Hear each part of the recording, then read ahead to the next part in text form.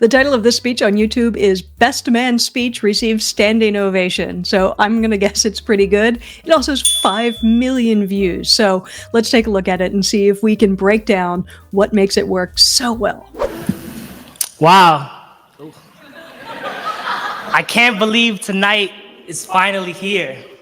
Can we please have a round of applause for Tita Cecile, Mom and Dad, and of course, the bride and the groom.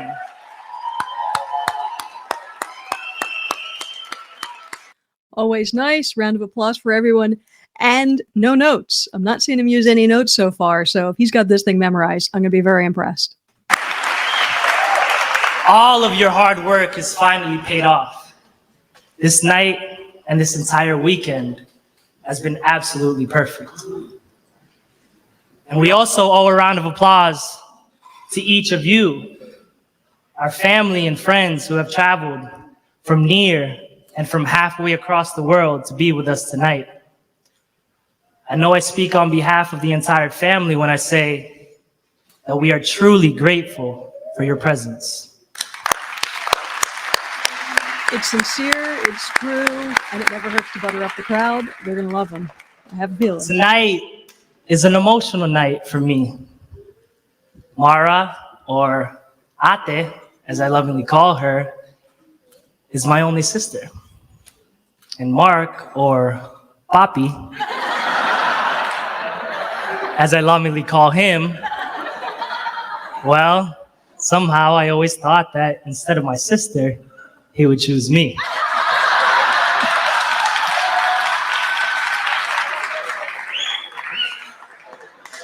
My sister was raised around my brother and I, so we take great pride in knowing that we taught her how to be a bro.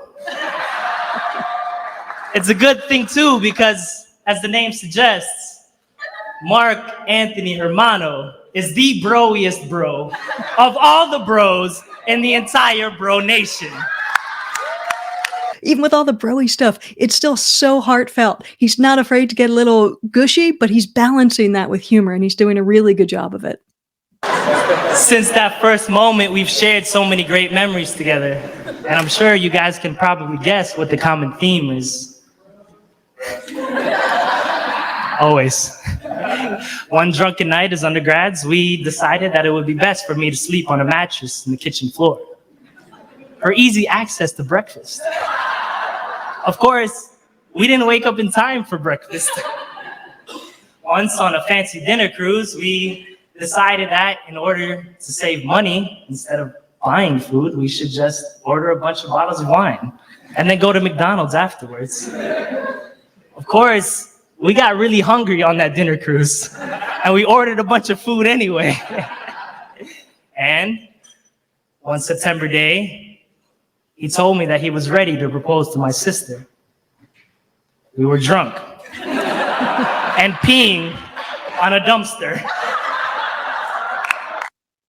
Humor is the element of surprise. He told me that he was going to propose to my sister, and you get that oh moment, and then he hit you with the surprise, truthful moment of we were drunk and peeing on a dumpster. It's beautifully structured. It was perfect. I wouldn't have it any other way. And as many of you know who have seen the video, I was very happy when he proposed. You can definitely see it in my face. Not only is Mark charming, adventurous, and a really good drinking partner, he's also one of the most inspirational people that I know. By the way, no notes yet. He's doing this all, and he's not doing it off the top of his head. He hasn't memorized. He knows this cold, and that's why he's able to deliver it in a conversational way. He's inspired me in so many ways, and he probably doesn't even know the half of it. In the late 1940s, most physiologists concluded that it was not possible for the human body to run a mile in under 4 minutes.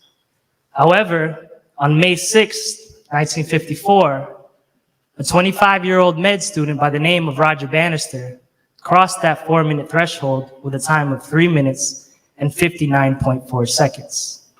Where's this? Not even 70 days later, another man ran the mile in under 4 minutes.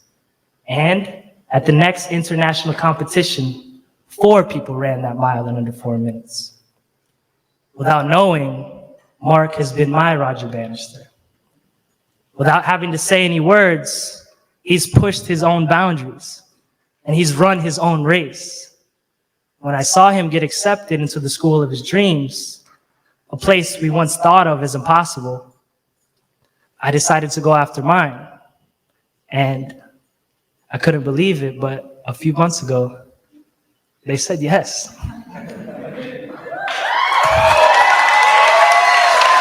Hey, he's emotional. I'm welling up. If you're not, you're maybe. Thank you, bro. I wouldn't have even applied had you not crossed that 4-minute threshold first.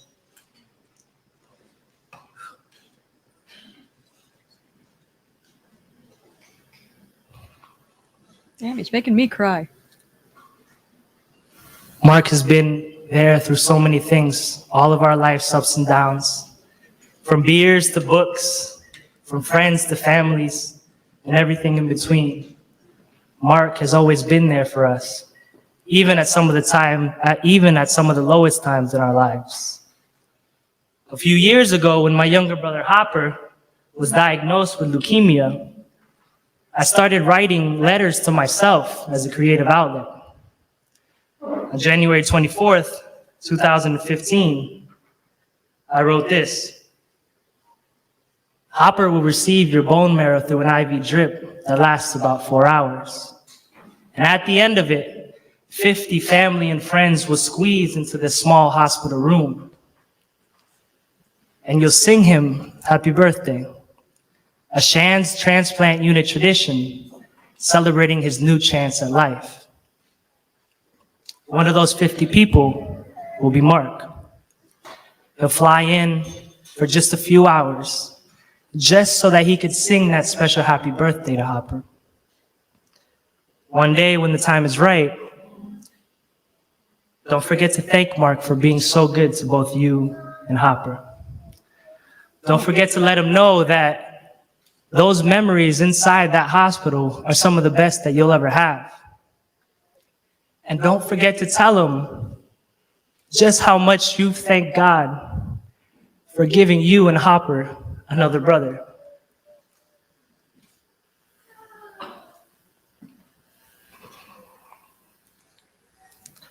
Mark has this special way of bringing people together. I've been so fortunate to meet people from all parts of his life. I want to give a special shout out to the bros who were there, both in spirit and in their physical form, in New Orleans. Mark continues to say that it was one of the best experiences that he's ever had. And we have you to thank for that. And I continue to say that our 14-man karaoke crew in front of over 500 people was one of the best memories of mine. You were right, Andy. Dancing Queen was the perfect song choice. Look at what he's done. He's told a story that will rip your heart out of your chest, that how sweet the groom has been and what a good friend he's been, even in the worst of times. I mean, talk about bone marrow transplant. And so he's let that moment play out and he's opened his heart, and you can see how emotional he got and the couple got and how emotional I got, and I'm sure you got. And now he's toggled back into the lighter side of the speech. He's talking about the karaoke at what I assume is the bachelor party. And that's how you do it. It has to be balanced. It's okay to go to the sad stuff. It's okay to open your heart up and take those risks. And if you want them not to bring your speech down or just make it too heavy, you just sandwich it between funny stuff. He started with stuff that was just joke, all truth, but really funny at the beginning. He tackled the really hard emotional part that he wanted to say, and it's heavy. And then he brings it right back up and talks about the bachelor party and the 14-man karaoke crew. Just beautifully done, really beautifully done. And anyone can do that. That's all you have to remember, just balance. Mark and I have this dream of a future where we're neighbors, yachts, and indoor basketball courts, and barbecues on Saturday afternoons before the Gator games in the fall.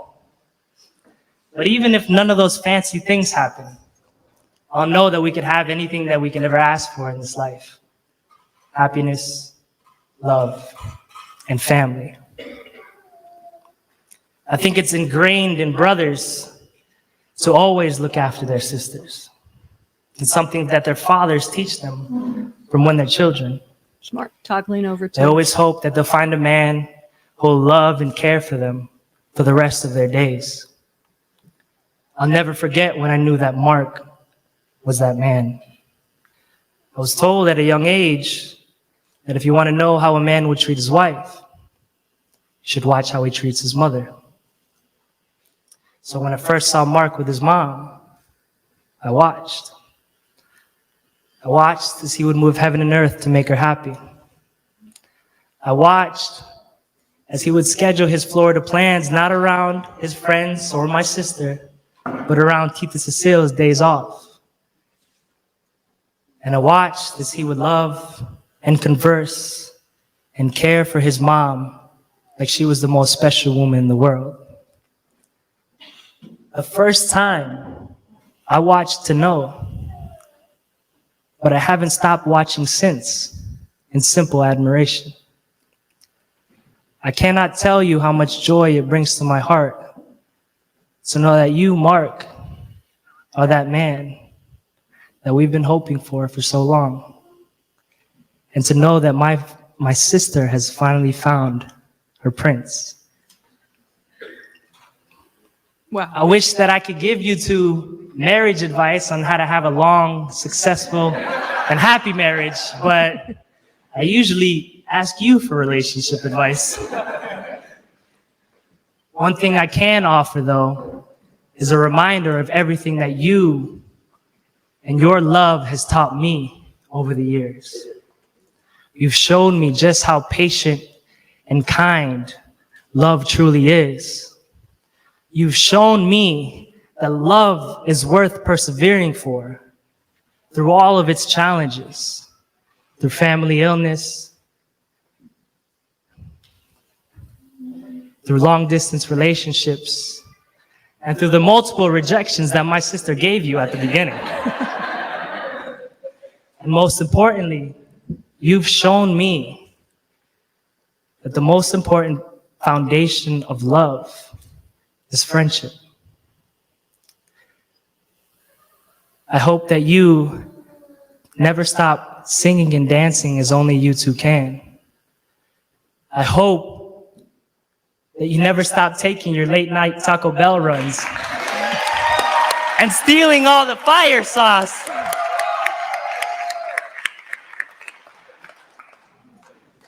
And I hope that your love, laughter, and smiles will never stop filling up an entire presidential hall. So,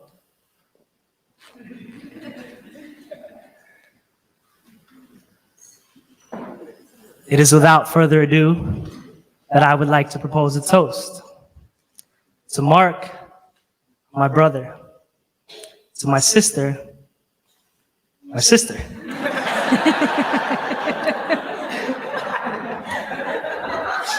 and to your love. I know it will last forever. To Mark and Mara. Wow. You don't get much better than that. That's kind of the perfect 10. But I will say that there's nothing that he did that was superhuman. If you're putting a speech together, you can attain this. He put a ton of time and effort into it. He really thought about how he felt about his friend, and he wasn't afraid to express it. He had some really difficult, heavy stuff that he had to talk about in the speech. And what he did is he balanced the speech by having the really funny stuff before and after that section. And I just thought he knocked it out of the park. If you want some more tips and tricks on how to write a wedding speech that's heartfelt and funny, just watch this.